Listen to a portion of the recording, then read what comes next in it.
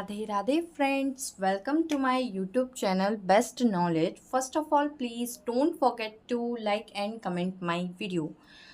आज हम पढ़ेंगे बीएससी फर्स्ट सेमेस्टर में मैथ्स की सेकंड बुक जिसका नेम है इंटीग्रल कैलकुलस का चैप्टर नंबर 4 रेक्टिफिकेशन, जो आज इसका थर्ड लेक्चर है। जी हाँ, इसके 2 लेक्चर्स हो चुके हैं चैप्टर 4 रेक्टिफिकेशन के। अगर आपको प्रीवियस के लेक्चर्स देखने हैं तो डिस्क्रिप्शन में उसकी बनी बनाई प्लेलिस्ट का लिंक है, आप वहाँ से जाकर मेरे प्रीवियस के लेक्चर देख सकते हैं, इस चैप्टर के भी और इसके जो प्रीवियस के चैप्टर हैं 1, 2, 3 उनके भी। ठीक है, साथ ही साथ मैं आप लोगों को बता दूं जिससे आपको कन्फ्यूज़न नहीं हो, बीएससी फर्स्ट सेमेस्टर में मैथ्स की 2 बुक हैं, जिसमें से फर्स्ट बुक है differential calculus and the second book is integral calculus. तो जो फर्स्ट बुक है डिफरेंशियल कैलकुलस वो पूरी कंप्लीट हो चुकी है मेरे चैनल पर, उसके लेक्चर सारे अवेलेबल हैं। अगर आपको डिफरेंशियल कैलकुलस के किसी भी चैप्टर के क्वेश्चंस को देखना है, किसी भी चैप्टर के टॉपिक्स को समझना है तो आप देख सकते हैं, वो भी मैं डिस्क्रिप्शन में बनी बनाई प्लेलिस्ट का लिंक है दे दूँगी। ठीक है, आज हम डिस्कस करेंगे रेक्टिफिकेशन का थर्ड लेक्चर। इससे पहले 2 लेक्चर हो चुके हैं, मैं आपको दिखा भी देती हूँ और मैं आपको यही एडवाइस करूँगी, मैं अपनी सारी वीडियोस में यही बोलती हूँ, जब हम कोई चैप्टर पढ़ते हैं तो हम स्टार्टिंग से उसके बेस को समझना बहुत ज़रूरी होता है, उसके कॉन्सेप्ट को समझना बहुत ज़रूरी होता है। इसलिए मैं आपको बता रही हूँ, ये इसका फर्स्ट लेक्चर था जिसमें मैंने एक ये फॉर्मूला बताया था एक रिक्वायर्ड लेंथ के लिए। किसी भी कर्व की जब आपको लेंथ फाइंड करनी होगी तो आपको इस फॉर्मूले का यूज़ करना होगा। ठीक है, किसी भी कर्व की आपको लेंथ फाइंड करने के लिए बोली गई होगी, कर्व की इक्वेशन गिवन होगी, उसकी लिमिट गिवन होगी, तो आपको इस फॉर्मूले का यूज़ करके इस फॉर्मूले की हेल्प से लेंथ को फाइंड करना है। तो इससे रिलेटेड 2 क्वेश्चन मैंने अपने फर्स्ट लेक्चर में कराए थे। फिर उसके बाद जो इसका सेकंड लेक्चर था उसमें मैंने लेंथ ऑफ पैरामेट्रिक्स कर्व के बारे में बताया था। इट मीन्स जो पैरामेट्रिक कर्व्स होते हैं उनकी लेंथ के लिए क्या फॉर्मूला यूज़ होता है, तो वो ये वाला फॉर्मूला यूज़ होता है। डिफ्रेंसिएशन में ये वाला, इंटीग्रेशन में ये वाला, दोनों सेम ही फॉर्मूला है, ज़्यादा डिफरेंस बिल्कुल भी नहीं है। ठीक है, तो ये फॉर्मूला यूज़ होता है आपका लेंथ ऑफ पैरामेट्रिक कर्व्स, जो कि हमारा प्रीवियस लेक्चर का टॉपिक था मेन, और उससे रिलेटेड भी मैंने एक क्वेश्चन बताया था। आज हम इसका लेक्चर थर्ड डिस्कस कर रहे हैं, तो आज हम इस चैप्टर के फर्दर टॉपिक को लेकर पढ़ेंगे और आज का टॉपिक होने वाला है हमारा इंट्रिंसिक इक्वेशंस। ठीक है, आज हम इंट्रिंसिक इक्वेशंस को फाइंड करना सीखेंगे। ठीक है, यहाँ पर मैं सबसे पहले हेडिंग डालती हूँ इंट्रिंसिक इक्वेशन। ठीक है, यहाँ पर आप इंट्रिंसिक इक्वेशन 2 फॉर्म में पढ़ेंगे, एक कार्टेशियन फॉर्म में और एक पोलर फॉर्म में। ये आपको हमेशा बात ध्यान रखनी है। इंट्रिंसिक इक्वेशन अगर आप पढ़ रहे हैं तो आप यहाँ इस चैप्टर में, इस एक्सरसाइज में आप 2 फॉर्म में पढ़ेंगे, एक कार्टेशियन फॉर्म में, जो मेरे प्रीवियस के लेक्चर हैं वो इस लेक्चर से लिंक करते हैं, क्योंकि जो मैथ्स है वो प्रीवियस नॉलेज से आपकी काफ़ी ज़्यादा कनेक्ट करती है। जैसा हम कहते हैं कि बच्चे को अगर मल्टीप्लाई सीखनी है तो उसको प्लस करना आना चाहिए, डिवाइड सीखनी है तो उसको माइनस करना आना चाहिए। तो मैथ्स में ऐसा नहीं होता, जो आपने पहले सीखा है और जो आप आगे सीख रहे हैं वो कनेक्शन नहीं है। और सब्जेक्ट में हो सकता है, लेकिन मैथ्स में जो आपकी प्रीवियस नॉलेज होती है वो आपकी फर्दर नॉलेज का बेस होती है। कार्टेशियन फॉर्म क्या होती है मैं अपने प्रीवियस लेक्चर में बता चुकी हूँ और मैं अगेन आपको बता देती हूँ। तो सबसे पहले मैं आपको फॉर्मूला बताती हूँ कार्टेशियन फॉर्म में। कार्टेशियन फॉर्म में आपको इस तरह से फॉर्मूला यूज़ करना है, tan साई इक्वल्स टू के dy/dx, यानी कि जो एंगल होगा साई, जैसे हमने डिनोट करा है, साई का मतलब है यहाँ पर कोई एंगल।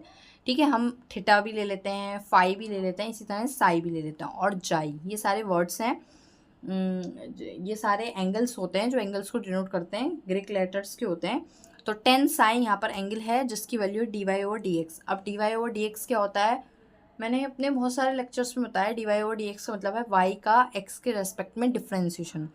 बहुत सारे बच्चे 12th पास कर लिया, ग्रेजुएशन में आ गए, बीएससी फर्स्ट सेमेस्टर है, मैथ्स ले ली और उनको यही नहीं पता dy/dx क्या होता है। y का x के रेस्पेक्ट में डिफ्रेंसिएशन होता है। ठीक है, तो ये tan साई का एक फॉर्मूला है जो आपको अभी क्वेश्चंस करेंगे तो नीड होगी, जब हम क्वेश्चन करेंगे तो आपको और अच्छे से समझ में आता है। जब हम फॉर्मूला समझते हैं ना तो आपको थोड़ा सा समझ में आता है, अच्छा ये वाला फॉर्मूला हमको समझना है। ठीक है, फिर जब आप क्वेश्चन करते हैं, अच्छा इस फॉर्मूले को कैसे यूज़ करना है वो आपको और अच्छे से समझ में आता है जब आप क्वेश्चन करते हैं उससे रिलेटेड। तो देखिए कार्टेशियन फॉर्म में आपको इस तरह से क्वेश्चन मिलेगा और यहाँ पर लिमिट 0 to x है, 1 प्लस dy ओवर dx का whole square within under root dx, इस फॉर्मूले का आपको यहाँ पर यूज़ करना है। ठीक है, S equals to integration 0 to x 1 plus D Y over D x का whole square within under root D X. ठीक है, और D Y over D X क्या है आपका, टेन साई, एक एंगल है। सो ये तो हो गई कार्टेशियन फॉर्म। अब मैं आपको बता देती हूँ दोबारा, कार्टेशियन फॉर्म का मतलब होता है जब आपका फॉर्मूला एक्स और वाई में है। देखिए यहाँ पर आपको फॉर्मूला किस में दिख रहा है, एक्स और वाई में दिख रहा है, तो ये कहलाती है कार्टेशियन फॉर्म, जहाँ आपको एक्स और वाई दिखते हैं। ठीक है, एक और फॉर्म होती है, एक कार्टेशियन फॉर्म हो गई, एक होती है पोलर फॉर्म। ये सब आप पढ़कर आए भी होंगे और काफ़ी सारे बच्चों को नॉलेज होगी भी और काफ़ी सारे बच्चों को नहीं होगी। तो जिनको है वो रिवीजन कर लें, जिनको नहीं है वो समझ लें अच्छे से। पोलर फॉर्म में क्या होता है, देखिए जैसे यहाँ पर टेन साई का फॉर्मूला ये था, यहाँ पर साई का फॉर्मूला होता है थीटा प्लस फाई। मतलब जो साई एक एंगल है वो दो एंगल को मिलाकर बनेगा, थीटा भी एक एंगल है और फाई भी एक एंगल है, तो थीटा प्लस फाई। आगे का फॉर्मूला देखिए, यहाँ पर जैसे टेन साई था, यहाँ पर आपको मिलेगा टेन फाई, एंगल बदल गया है और फॉर्मूला होगा R D theta by D R. ठीक है, ये पोलर फॉर्म में एंगल का फॉर्मूला होता है पोलर फॉर्म का।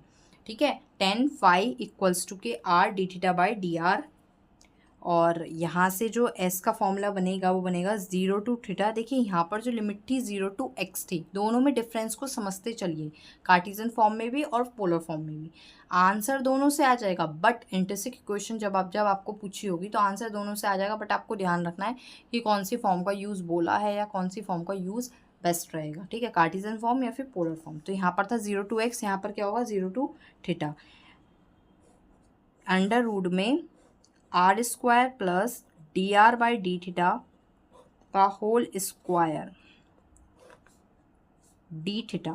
ठीक है, इस तरह से आपको फॉर्मूला मिलेगा और आप इसको इस तरह से भी लिख सकते हैं, 0 to थीटा मतलब जैसे फंक्शन में मिलेगा एफ थीटा का whole square plus F dash theta का whole square within under root D theta. तो जैसे जैसे आप क्वेश्चन करेंगे आपको समझ में आएगा। पोलर फॉर्म क्या होती है, पोलर फॉर्म तब होती है जब आपका जो इक्वेशन है वो आर और थीटा में होती है। इक्वेशन हो गई, फॉर्मूला हो गया। देखिए यहाँ पर आपको एक्स और वाई में मिली, यहाँ पर देखिए आपको हर जगह आर और थीटा दिख रहा है, आर और थीटा दिख रहा है। तो इट मीन्स जब पोलर फॉर्म कब होती है, जब आर और थीटा दिखता है, तो वहाँ पर आप समझ जाइए कि क्वेश्चन आपका पोलर फॉर्म में। एक्स और वाई दिखे तो आप समझ जाइए आपका क्वेश्चन कार्टेशियन फॉर्म में, और उसी क्वेश्चन से आप समझ जाएंगे एक्स और वाई दिखा कार्टेशियन फॉर्म में, तो आपको कार्टेशियन फॉर्मूले का यूज़ करना है।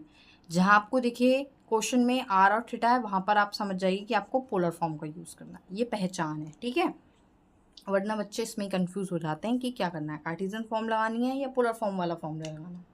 ठीक है, तो ये क्लियर रखिए कॉन्सेप्ट को। तो ये मैंने फॉर्मूले बता दिए हैं जो इस एक्सरसाइज के इंपॉर्टेंट फॉर्मूले थे।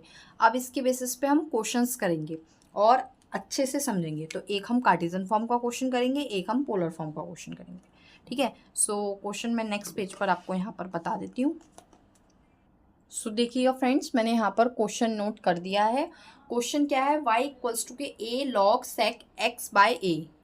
सो देखिए क्वेश्चन देखकर ही पता चल गया आपको इसमें कौन सा फॉर्मूला लगाना है। कैसे, हमें क्वेश्चन में x दिख रहा है और y दिख रहा है। क्या दिख रहा है क्वेश्चन में, x और y दिख रहा है। इट मीन्स ये क्वेश्चन किस फॉर्म में है, कार्टेशियन फॉर्म में। ये क्वेश्चन किस फॉर्म में है, कार्टेशियन फॉर्म में है। और कार्टेशियन फॉर्म के लिए हम क्या करते हैं, फॉर्मूला कौन सा लगाते हैं, ये वाले दोनों। ठीक है, तो इसी का ही यूज़ करके हम यहाँ पर लगाएंगे। अब देखिए हमको ये वाला फॉर्मूला लगाना है। ये वाला फॉर्मूला लगाने के मतलब है आपको क्या चाहिए, d Y over D x चाहिए। तो d Y over D x का मतलब है वाई का एक्स के रेस्पेक्ट में डिफ्रेंशिएशन करते हैं।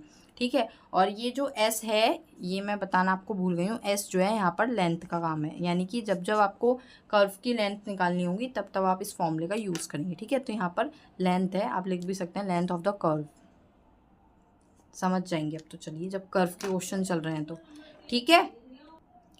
अब आते हैं क्वेश्चन पे। मैंने जैसा कि बताया हम करेंगे differentiation with respect to x, x के रेस्पेक्ट में डिफ्रेंशिएशन करेंगे। ठीक से दिख रहा है ना, ठीक दिख रहा है, ज़रूरत नहीं है मैक्सिमाइज करने की। सो डिफ्रेंशिएशन करेंगे वाई का D Y over D X A is a constant term, तो ए एज इट इज़ रहेगा। Log sec x by A का कितना होगा, log sec x by A का डिफ्रेंसिएशन कितना होगा, one upon sec x by A. और sec X का कितना होगा, sec x by A tan X by A, और साथ में 1/a। देखिए मैंने इस चैप्टर के फर्स्ट लेक्चर में भी ये बात बोली थी, सेकंड लेक्चर में भी बोली थी, और अब थर्ड लेक्चर है उसमें भी बोल रही हूँ। इस चैप्टर को करने के लिए आपको डिफ्रेंशिएशन और इंटीग्रेशन बहुत ही अच्छे से आने चाहिए दोनों। अगर आपका डिफ्रेंशिएशन और इंटीग्रेशन वीक है तो आप इन क्वेश्चंस में अटकेंगे, और अगर आपको बहुत अच्छे से आता है, आप स्ट्रॉन्ग हैं उसमें, तो आप बिल्कुल नहीं अटकेंगे, फटाफट कर लेंगे, क्योंकि ये चैप्टर फॉर्मूला बेस्ड है। बस फॉर्मूला पता होना चाहिए, फॉर्मूला बच्चे को याद होना चाहिए, वो क्वेश्चन फटाफट लगा लेगा। क्वेश्चन में डिफ्रेंशिएशन इंटीग्रेशन आएगा वो कर देगा। अगर वो उसमें वीक है तो वो वहाँ अटक जाएगा, क्वेश्चन उसको डिफ़िकल्ट लगेंगे। तो इसलिए इस चैप्टर को करने से पहले अपना डिफ्रेंशिएशन इंटीग्रेशन स्ट्रॉन्ग कर लें, क्योंकि ये 11th और 12th क्लास का कॉन्सेप्ट है, डिफ्रेंशिएशन और इंटीग्रेशन। ठीक है, फॉर्मूला बेस्ड क्वेश्चन है, फॉर्मूला बताया, क्वेश्चन की डिडक्टिव मेथड का यूज़ कर रही हूँ मैं यहाँ पर। ठीक है, तो देखिए लॉग सेक एक्स बाय ए, तो नॉर्मल सुनिए मेरी बात को, लॉग एक्स का डिफ्रेंशिएशन कितना होता है, लॉग एक्स का डिफ्रेंशिएशन होता है 1/x। ठीक है, अब यहाँ log sec x by a है, यानी कि एक्स के प्लेस पर ये पूरा है सेक एक्स बाय ए, तो यानी कि डिनोमिनेटर में जाएगा लॉग एक्स का डिफ्रेंशिएशन 1/x, तो log sec x by A का डिफ्रेंशिएशन 1/sec x बाय ए। अब सेक एक्स बाय ए का डिफ्रेंशिएशन होता है सेक x by A 10x by ए। ठीक है, अब एंगल का भी होता है, एंगल का है x बाय ए, तो x बाय ए के लिए x के रेस्पेक्ट में ही कर रहे हैं ना, जिसके रेस्पेक्ट में डिफ्रेंशिएशन करते हैं उसका डिफ्रेंशिएशन 1 होता है। तो x के रेस्पेक्ट में कर रहे हैं तो x का 1 और a as it is, because a constant term है, अभी मैंने आपको यहाँ पर भी बताया था। जब जब कांस्टेंट टर्म मल्टीप्लाई में हो या फिर डिवाइड में हो वो एज इट इज़ आ जाता है। ठीक है, जब जब कांस्टेंट टर्म मल्टीप्लाई में हो या फिर डिवाइड में हो वो एज इट इज़ आ जाता है। सो यहाँ पर a जो है वो एज इट इज़ आ गया, लेकिन अगर वो प्लस या फिर माइनस में हो तो उसका डिफ्रेंशिएशन 0 हो जाता है। ये बात ध्यान रखिए कि अगर वो कांस्टेंट टर्म आपका कोई प्लस या माइनस में हो तो वो 0 हो जाता है उसका डिफ्रेंशिएशन।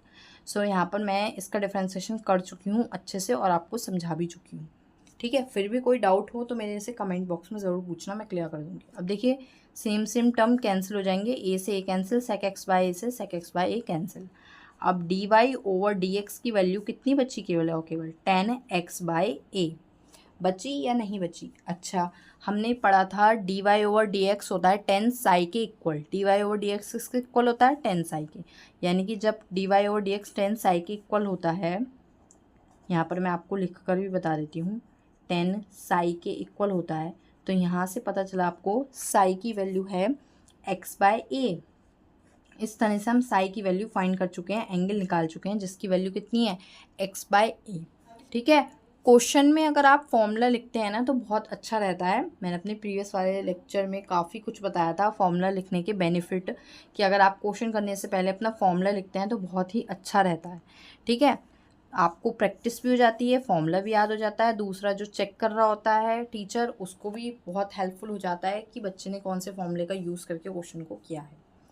ठीक है, आप यहाँ पर ध्यान से देखिए, मैंने अभी जैसा बताया आपको फॉर्मूला लिखना होता है क्वेश्चन में, तो आप क्वेश्चन में फॉर्मूला लिखेंगे, बट मेरा फॉर्मूला यहीं लिखा है सामने तो मैं नहीं लिख रही हूँ।